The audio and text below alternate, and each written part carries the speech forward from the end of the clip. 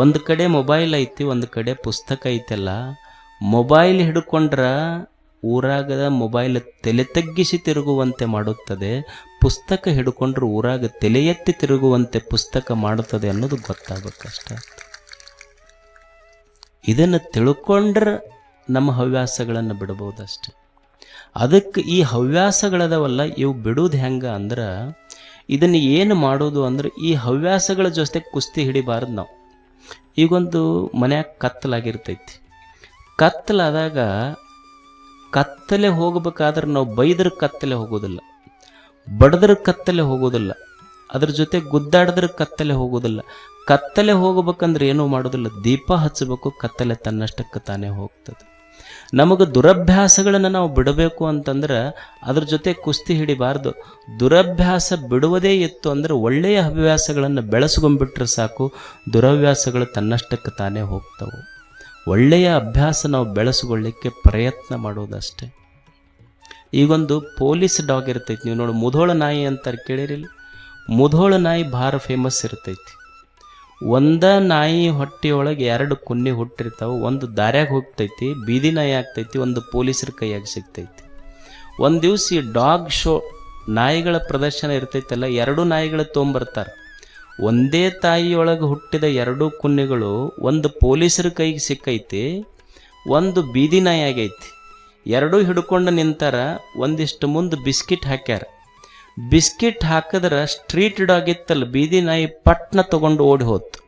ಆದರೆ ಅದೇ ಪೊಲೀಸರ ಡಾಗ್ ಇತ್ತಲ್ಲ, ಅದು ಟ್ರೇನ್ಡ್ ಡಾಗ್, ಅದು ಟ್ರೇನ್ ಮಾಡಿದ ನಾಯಿ, ಅದು ಅಭ್ಯಾಸ ಮಾಡಿಸಿದ ನಾಯಿ. ಅದು ಹಂಗೆ ತಗೊಳ್ಳಿಲ್ಲ, ಅದು ಯಾವಾಗ ಪೊಲೀಸ್ ಅವನ ಕಮೆಂಡ್ ಕೊಡೋ ಮಟ್ಟ ಅನ್ನೋದು ಹೋಗಿ ತಿನ್ನಲಿಲ್ಲ. ಅದು ಹಂಗೆ ನಮ್ಮ ಮನಸ್ಸು ಬೀದಿ ನಾಯಿ ಆಗಬಾರ್ದು, ನಮ್ಮ ಮನಸ್ಸು ಟ್ರೇನ್ಡ್ ಡಾಗ್ ಆಗಬೇಕಂದಾಗ ಕರೆಕ್ಟ್ ಆಗ್ತೈತೆ ಅಷ್ಟೇ. ಇದು ಅಭ್ಯಾಸ. ಇದು ಕೆಟ್ಟ ಹವ್ಯಾಸಗಳನ್ನು ನಾವು ಬಳಸ್ಕೊಂಡಿವಿ ಅಂದರೆ ಅದು ಹ್ಯಾಬಿಟ್ ಆಗುತ್ತಷ್ಟೆ.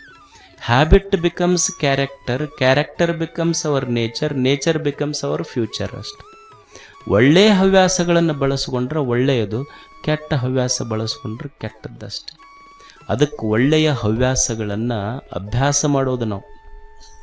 ಏನು ಸಂತರು ಶರಣರು ಅಂದ್ರೆ ಎಲ್ಲರೇ ಆಗ್ತಾರಂತಲ್ಲ, ನಾನು ಕೆಟ್ಟದ್ದು ಬಿಡಬೇಕನ್ನುವ ಒಂದು ಸಂಕಲ್ಪ ಮಾಡಿದ ಕ್ಷಣವೇ ನಾನು ಸಂತ ಅಷ್ಟೆ.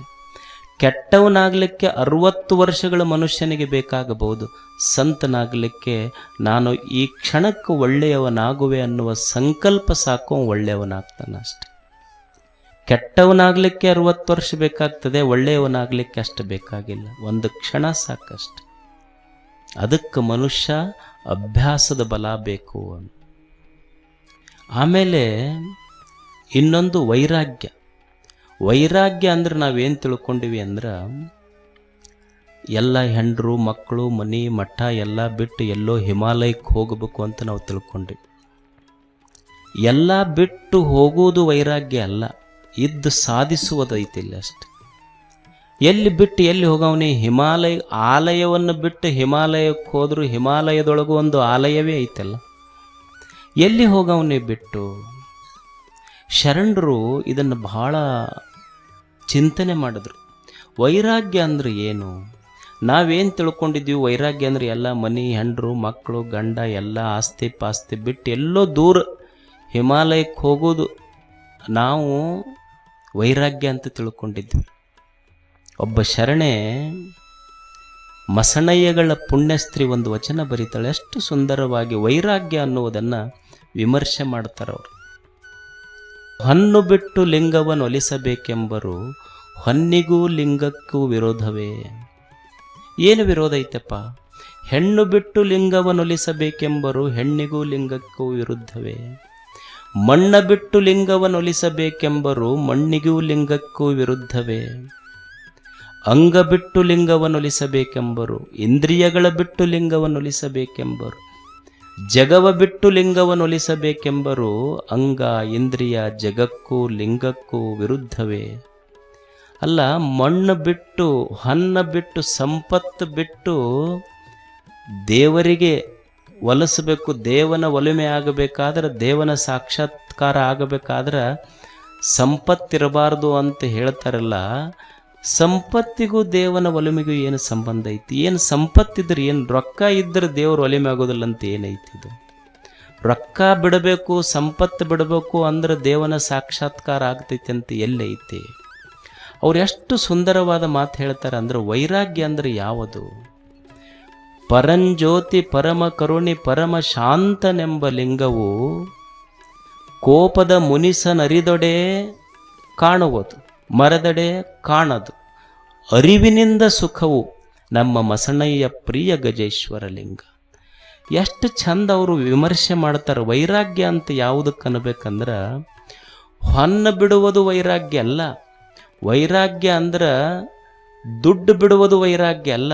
ಇನ್ನೊಬ್ಬರ ದುಡ್ಡಿಗೆ ಆಸೆ ಮಾಡ್ದಂಗಿದ್ದಿ ಅಂದ್ರೆ ಇದು ನಿಜವಾದ ವೈರಾಗ್ಯ ಅಷ್ಟೆ. ವೈರಾಗ್ಯ ಅಂದ್ರೆ ದುಡ್ಡು ಬಿಡುವುದಲ್ಲ, ಇನ್ನೊಬ್ಬರ ದುಡ್ಡು ನೋಡಿ ಬಿಡುವುದು, ಇನ್ನೊಬ್ಬರ ದುಡ್ಡಿಗೆ ಆಸೆ ಮಾಡ್ದಂಗಿದ್ದಿ ಅದು ವೈರಾಗ್ಯ. ಹೆಣ್ಣ ಬಿಡುವುದು ವೈರಾಗ್ಯ ಅಲ್ಲ. ನಿನ್ನ ಕೈ ಹಿಡಿದ ಧರ್ಮ ಪತ್ನಿಗೆ ಮೋಸ ಮಾಡದಂಗೆ ಬದುಕದಿ ಅಂದ್ರೆ ನೀನು ನಿಜವಾದ ವೈರಾಗ್ಯವಂತ ಅಷ್ಟೆ. ಏನು ನಾಟಕ ನೋಡಕ್ಕೆ ಹೋಗ್ಯಾನ, ಹೋಗಿ ಬಣ್ಣ ಹಚ್ಚಿಕೊಂಡವ್ರು ನೋಡಿ ಮನೆಯವ್ರು ಸರಿಗಿಲ್ಲ ಅಂದ. ನಾಟಕ ನೋಡಿ ಹೋದ, ಬಂದು ಮನೆಗಂತನ ಮನೆಯವ್ರು ಸರಿಗಿಲ್ಲ. ಒಂದು ಕ್ಷಣ ವಿಚಾರ ಮಾಡಬೇಕಾಗಿತ್ತಲ್ಲ, ಬಣ್ಣ ಹಚ್ಚಿಕೊಂಡವ್ರು ಯಾರು, ನಿನ್ನ ಬದುಕಿಗೆ ಬಣ್ಣ ಕೊಟ್ಟವ್ರು ಯಾರು? ಹಚ್ಚಿಕೊಂಡು ಬಣ್ಣ ಹೋಗ್ತೈತಿ, ಬದುಕು ಕೊಟ್ಟವ್ರು ನಿನ್ನ ಜೊತೆಗಿರ್ತಾರನ್ನುವ ಸತ್ಯ ಗೊತ್ತಾತು. ವೈರಾಗ್ಯ ಅಷ್ಟೇ. ಮಣ್ಣ ಬಿಟ್ಟು ಲಿಂಗವನ್ನು ಒಲಿಸಬೇಕು. ಏನು ಮಣ್ಣು ಬಿಟ್ಟು ವೈರಾಗ್ಯ ಆಗಬೇಕಂತೇನಿಲ್ಲ. ಇನ್ನೊಬ್ಬರು ಭೂಮಿ ಬೆಳೀತು ಅಂದ್ರೆ ಅದನ್ನು ನೋಡಿ ಸಂತೋಷ ಪಡುವುದು ವೈರಾಗ್ಯ ಅಷ್ಟೇ. ನನ್ನ ಭೂಮಿ ಬೆಳೆದಿಲ್ಲ, ಇನ್ನೊಬ್ಬರು ಭೂಮಿ ಬೆಳೆದೈತೆಲ್ಲ ನೋಡಿ ಸಂತೋಷ ಪಡ್ಬೇಕು. ಅವ ಬೆಳೆದಾನಂತ ತಿಳ್ಕೊಂಡು ಅವನು ಹೊಲದಾಗ ಹೋಗಿ ನಿಂಬೆ ಹಣ್ಣು ಒಗದಿ ಅಂದ್ರೆ ನಿಂದು ವೈರಾಗ್ಯ ಕೆಟ್ಟದಷ್ಟೆ. ದೇವರು ಅವನಿಗೆ 10 ಚೀಲ ಬೆಳೆಯುವ ಶಕ್ತಿ ಕೊಟ್ಟನಲ್ಲಪ್ಪ ಭಗವಂತ, ನನಗೆ ಮುಂದಿನ ವರ್ಷ 15 ಚೀಲ ಬೆಳೆಯುವ ಶಕ್ತಿ ತೋಳಿಗೆ ಕೊಡುವಂದೇ ನಿಜವಾದ ರೈತ. ಇದು ವೈರಾಗ್ಯ ಅಷ್ಟೇ ಅಲ್ಲ.